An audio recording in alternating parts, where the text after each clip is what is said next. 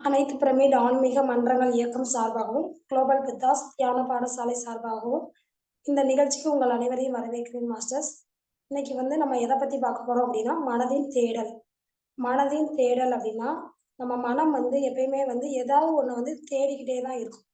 நம்ம ஒரு அமைதியான நிலையில இருக்கவே மாட்டோம். ஏன்னா, நமக்கு ஏதோ ஒண்ணு தேவை அப்படின்றது நமக்கு தெரியுது. ஆனா, நம்ம மொத இப்ப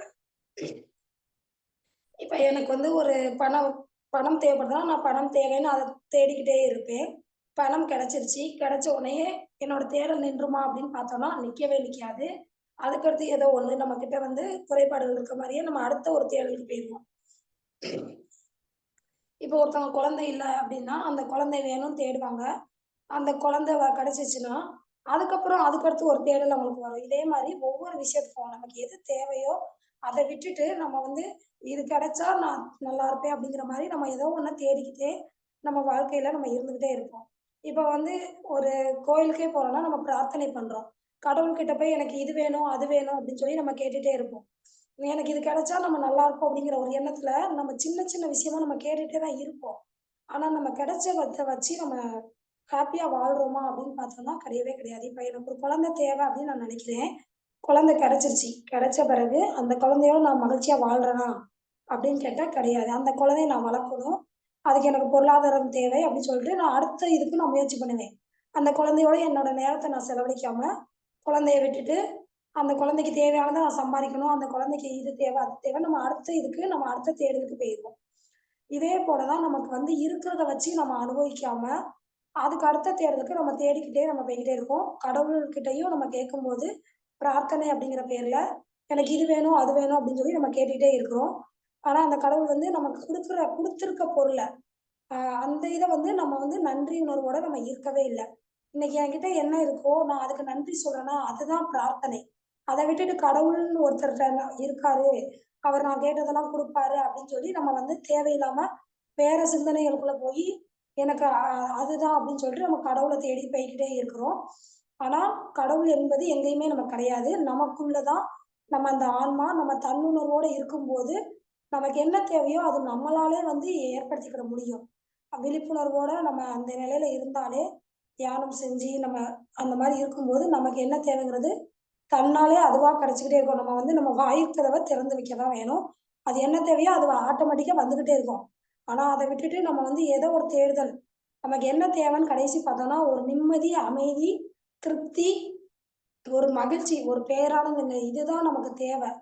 ஆனா, நம்ம இந்த குழந்தை இல்ல, எனக்கு குழந்தை வந்துட்டா நான் நல்லா இருப்பேன். எனக்கு பணம் இல்ல, பணம் வந்துட்டா நல்லா இருப்பேன். அதுக்கப்புறம் எனக்கு ஆரோக்கியம் வேணும். ஆரோக்கியம் இருந்தா நான் நல்லா இருப்பேன். இப்படின்னு ஒண்ணு ஒண்ணையும் தேடிக்கிட்டே நம்ம போய்க்கிட்டு இருக்கறனால, நம்மகிட்ட இருக்கிறத நம்ம இழந்துட்டு வாழ்ந்துகிட்டு இருக்கோம். நம்ம இருக்கிறத மகிழ்ச்சியோட நம்ம அனுபவிக்கும்போது தான், அங்க நிம்மதிங்கிறது நமக்கு வரும். நம்ம அத விட்டுட்டு தேடுதல்ல இறங்கும்போது, நம்ம துக்கத்துல தான் வாழ முடியும். எப்பயுமே மகிழ்ச்சிங்கிறது நம்மகிட்ட வரவே வராது. இப்ப மழை பெய்யுது அப்படின்னா, அந்த பூமிக்கு கிட்ட அந்த மழை நீர் வரும்போது, அந்த மண் வாசம் தான் அதோட நன்றி உணர்வு. அதேபோல இந்த மரம், செடி, கொடிகள்லாம் அந்த பூத்து குலுங்குது. அதுதான் அதோட நன்றி உணர்வு. ஆனா அத விட்டுட்டு ஏதோ இன்னும் தேடிக்கிட்டே இருந்துச்சுன்னா, கண்டிப்பா அங்கேயும் திருப்திங்கிறது இருக்காது. அதே போல தான் மனுஷங்களும். நம்மளும் நமக்கு இருக்கிறத விட்டுட்டு, இன்னும் எனக்கு இது தேவை, அது தேவை அப்படின்னு நம்ம தேடிக்கிட்டே இருந்தோம்னா, நம்மளால அமைதியா வாழவும் முடியாது. நிம்மதிங்கிறத நம்ம இழந்து தான் வாழ்வோம். இப்ப நம்ம மனது நமக்கு எப்பயுமே தேடுதலோட தான் இருக்கும். ஆனா, நம்ம இப்ப ஒரு விழிப்புணர்வோட நம்ம தியானம் செஞ்சு, நம்ம ஒரு நிலைய அடைஞ்சுட்டோம்னா, நமக்கு கரெக்ட்டா தெரியும். நமக்கு ஹேப்பினஸ் மட்டும் தான் வேணும். நம்ம இங்க பிறந்ததே மகிழ்ச்சியா வாழ்றதுக்கு தான். அப்ப இதுக்கு எனக்கு மனசு வேற எனக்கு ரிலேட்டிவ்ஸ் கூட இருந்தா தான் எனக்கு சந்தோஷம். எனக்கு இந்த இது கிடைச்சா தான் சந்தோஷம். எதுவுமே இல்ல. நம்ம நமக்குள்ள போய், நம்ம ஆழ்ந்து நமக்குள்ள இருக்க நம்மளோட ஆன்மாவ நம்ம தரிசிக்கும்போதே, நமக்கு கண்டிப்பா நமக்கு சந்தோஷம் அப்படிங்கிறது கிடைக்கும். அதுக்கு யாரோட இதுவும் தேவையே கிடையாது. அதுக்கு தேவை நம்ம மட்டும் தான். நம்ம என்ன நினைக்கிறோம், கடவுள் ஒருத்தர் இருக்காரு. அவர் எனக்கு எல்லாமே குடுப்பாரு அப்படின்னு சொல்லி, நம்மளோட தன்னம்பிக்கையும், நம்மளோட இதையும் இழந்துட்டு, வேறவங்க மேல வந்து நம்ம ஒரு இத வச்சுக்கிட்டு இருக்கோம். எதிர்பார்ப்போ, இல்ல அவங்க தான் நமக்கு எல்லாமே அப்படிங்கிற மாரி நம்ம மாறிருவோம். ஆனா, நமக்கு எந்த ஒரு ரெஸ்பான்சிபிலிட்டியும் இல்லாம நம்ம வாழ்ந்துகிட்டு இருக்கோம். அப்ப வந்து நமக்குள்ள என்ன இருக்கு அப்படிங்கிறத நம்ம பார்த்தோம்னா, கண்டிப்பா நம்ம யாரையுமே எதிர்பார்க்க மாட்டோம். நம்ம நிம்மதியா நம்ம வாழலாம். அப்ப அதுக்கு கடவுள்ங்கிறவர் தேவையும் கிடையாது. ஆனா நமக்கு நம்ம வந்து எதுக்காக கடவுள் அப்படின்னு வச்சிருந்தோம்னா, ஒரு ஒழுங்குமுறைக்காக கடவுள் அப்படின்னு சொல்லி நமக்கு வச்சிருந்துருக்காங்க ஆரம்ப காலங்கள்ல. இப்ப நமக்கே தெரிய வருது. நம்ம விழிப்புணர்வா இருந்தோம்னா, நம்மளால ஒழுக்கமா வாழ முடியும். எல்லாமே நம்மளால செய்ய முடியும். அப்படிங்கும்போது ஏன் நம்ம வந்து எங்கேயோ இருக்க கடவுள தேடிக்கிட்டு இருக்கிறத விட, நமக்குள்ள இருக்க அந்த ஆன்ம சக்தியோட, நம்ம தன்னம்பிக்கையோட, நம்ம ஹேப்பியா நம்ம வாழ்றத நம்ம முயற்சி பண்ணலாம் அப்படிங்கிறது தான். அதுக்கு வந்து நம்ம வந்து பற்று இல்லாம வாழ கத்துக்கிடணும் அப்படிங்கிறதையும் நம்ம புரிஞ்சுக்கணும். நம்ம அந்த பற்று அப்படிங்கிறது இருக்கிறதுனால தான் நம்மளால வந்து அ நம்ம அடுத்தடுத்த இத தேடிக்கிட்டு இருக்கோம். இப்ப எனக்கு வந்து இப்ப என்னோட குழந்தைங்கிறது எனக்கு ரொம்ப பிடிக்கும். அவங்க வந்து என்னோட குழந்தை. அவன் எனக்கு மட்டும் தான் அப்படிங்கிற அந்த பற்று வைக்கும்போது, அவனுக்கு என்ன தேவையோ, அவன் எனக்கு கஷ்டமே குடுக்காம, அவங்களுக்கு என்னென்ன தேவையோ அது எல்லாமே நிறைவேத்துறதுக்காக என்னால முடிஞ்ச வரைக்கும் நான் போராடுவேன்.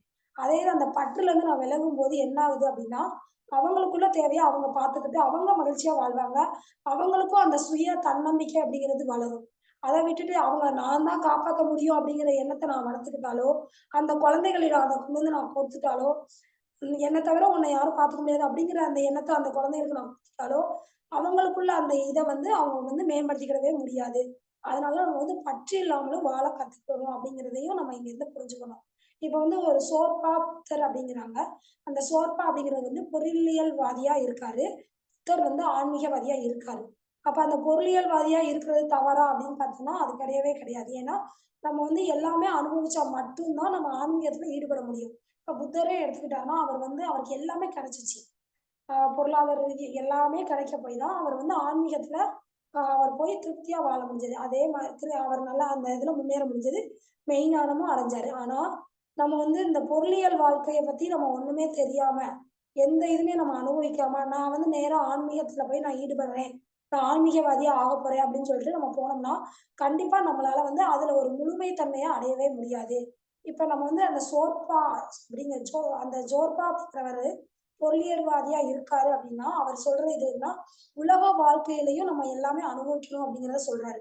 அதே போல தான் நம்ம உலக வாழ்க்கையில நம்ம எல்லாமே அனுபவிச்சோம்னா, நம்ம புத்த நிலைய அடைய முடியும்.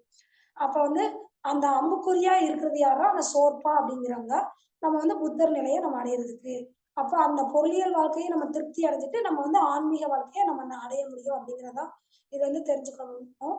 ஆனா நம்ம வந்து அத வந்து பற்று இல்லாம, இப்ப உலக வாழ்க்கை அப்படின்னு எடுத்துட்டோம்னா, என்னோட பொருளாதார என்னோட பணமா இருந்தாலும் சரி, எல்லாமே என்னோட உடைமைகள், இந்த உடலா இருந்தாலும் சரி, இது என்னோடது எதுவுமே வந்து பற்று இல்லாம நம்ம வாழும்போது, கண்டிப்பா நம்மளால முன்னேறி போக முடியும் அப்படிங்கிறத நம்ம இத வந்து புரிஞ்சுக்கணும்.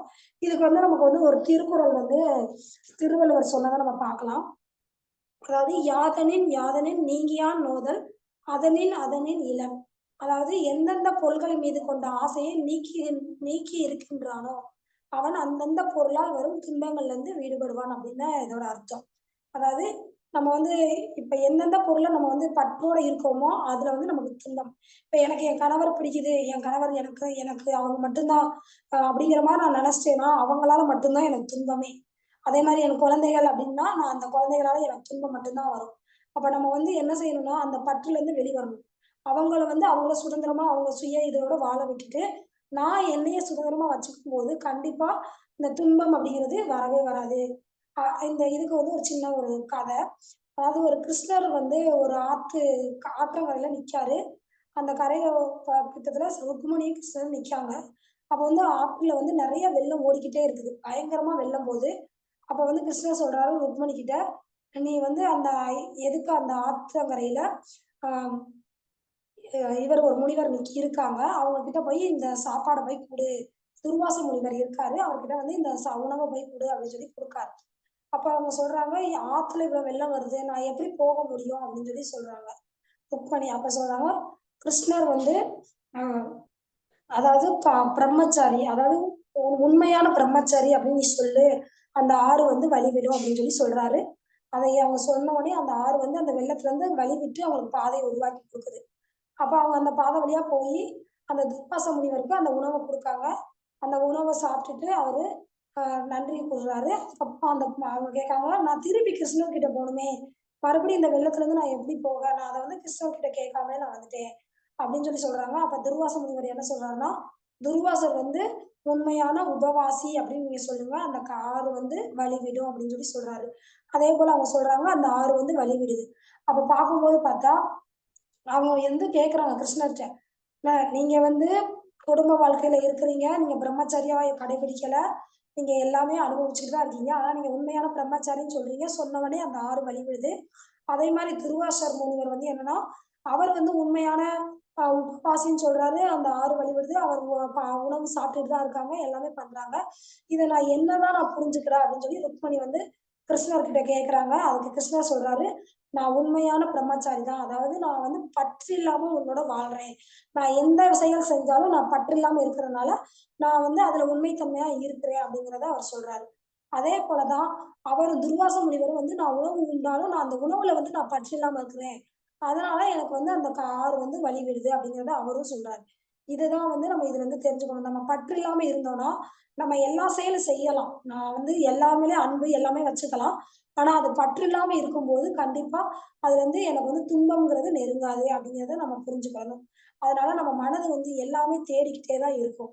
நம்ம வந்து இது போதும் அப்படிங்கிற வந்து வராது. ஆனா நம்ம தன்னுணர்வோட வாழ்ந்து நம்ம அடையும்போது, கண்டிப்பா நம்ம மனம் வந்து ஒரு அமைதி அடையும். நமக்கு நிம்மதிங்கிறது கிடைக்கும். அதுக்கு வந்து நம்ம தியானம் தான் நமக்கு அது அவசியம். ஆனா தியானம் பண்ணி விழிப்புணர்வோட வாழ்ந்து நம்ம வந்து அந்த நிலைய அடையணும். அதே இது நம்ம வந்து ஒரு பொருள் கிடைக்கல அப்படின்னு வச்சுக்கிறோம். இப்ப வந்து நம்ம நெனைப்போம். அதாவது நான் வந்து கடவுள வழிபடுறேன். அவர்கிட்ட நான் நெறைய பிரார்த்தனை பண்றேன். ஆனா, என்ன விட மோசமா இருக்காங்க. தவறு நெறைய செய்றாங்க. கெட்ட பழக்கத்துல அடிமையாகுறாங்க. எவ்வளவோ மோசமா கொலை, கொள்ளை பண்றாங்க. அ நெறைய தவறு பண்றாங்க. நான் ஒழுக்கமா வாழ்றேன். நான் நல்லா இருக்கிறேன். நான் நேர்மையா இருக்கிறேன். ஆனா, கடவுள் வந்து எனக்கு மட்டும் கஷ்டமே குடுக்காரு. அப்படின்னு நம்ம வந்து கடவுள் மேல கோபப்படுறோம். ஆனா, நம்ம வந்து தன்னுணர்வோட இருக்கிறோமா அப்படின்னு பார்த்தோம்னா, கிடையவே கிடையாது. நான் வந்து தன்னுணர்வற்ற நிலையில தான் நான் கடவுளையே திட்டுறேன். நான் தன்னுணர்வு இல்லாம இருக்கிறனால தான் கடவுள்னே நான் தேடுறேன். இதே இது என்னோட தன்னுணர்வோட நான் இருந்தேன்னா, கண்டிப்பா கடவுள் அப்படிங்கிறத நம்ம தேட வேண்டியதில்ல. ஏன்னா, எனக்குள்ள எல்லாமே இருக்குது. என்னால எல்லாமே முடியும். அப்படிங்கிற ஒரு அந்த எண்ணம் வரும்போது, நான் வந்து சுயமா என்ன நான் நான் வந்து முன்னேறி என்னால வாழ முடியும். அப்படிங்கிற நிலைக்கு என்னால நம்ம வந்து வர முடியும். அதுக்கு வந்து நமக்கு வந்து தியானமும், நம்ம விழிப்புணர்வும் அப்படிங்கிறது தான் 2ம் தான் முக்கியம். அது மட்டும் இல்லாம நம்ம நெறைய புத்தகங்கள் படிக்கும்போது, நம்ம நாலேட்ஜ் இம்ப்ரூவ் பண்ணும்போது, நம்ம ஏதாவது ஒரு சிக்கல்ல மாட்டிக்கிட்டு, இப்ப எனக்கு ஏதோ ஒரு தேடுதல் இருக்குது. நான் வந்து எனக்கு ஒரு பிரச்சனைகள் இருக்குது அப்டின்னா, நான் அப்ப அந்த ஒரு புத்தகம் படிக்கும்போது என் மனம் அமைதி அடையுது.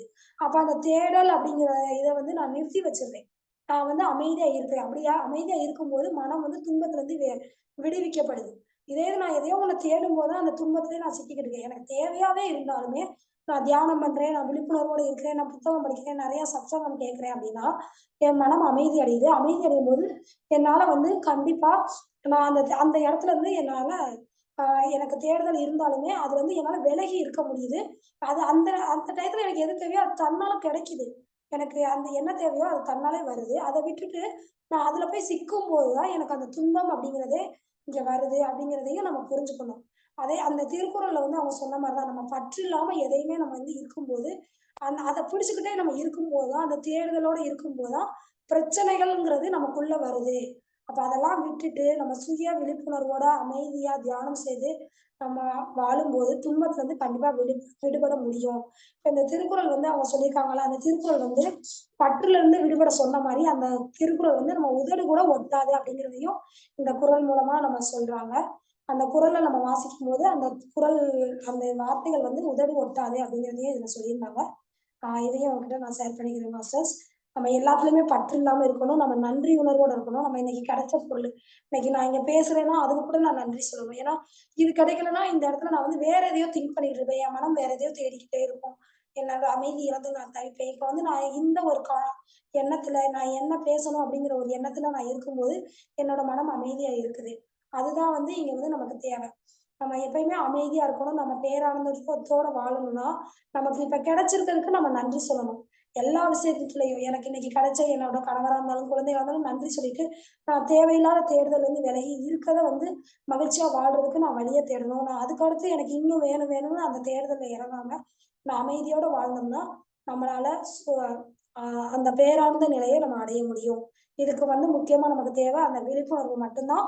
நமக்கு அதிகமா நம்ம நல்லா தியானம் பண்ணி, நம்ம விழிப்புணர்வோட வாழ்ந்தோம்னா, கண்டிப்பா நமக்கு என்ன தேவையோ அது நமக்கு தன்னால வரும். அதுக்கு நம்ம எந்த கடவுளையும் நம்ம தேட வேண்டிய அவசியம் இல்ல. எல்லாமே நமக்குள்ள தான் இருக்குது. அப்படிங்கிறதையும் நம்ம புரிஞ்சுக்கணும். இதுதான் நான் ஷேர் பண்ணணும்னு நெனச்சேன் மாஸ்டர்ஸ். Thank you. இது உங்களுக்கு வேற ஏதாவது தெரிஞ்சுச்சுன்னா, நீங்களும் இத சொல்லிக்கலாம். வேற ஏதாவது நான் தவறா சொல்லியிருந்தாலும் நீங்க அதுக்கு சொல்லலாம் மாஸ்டர்ஸ். Thank you.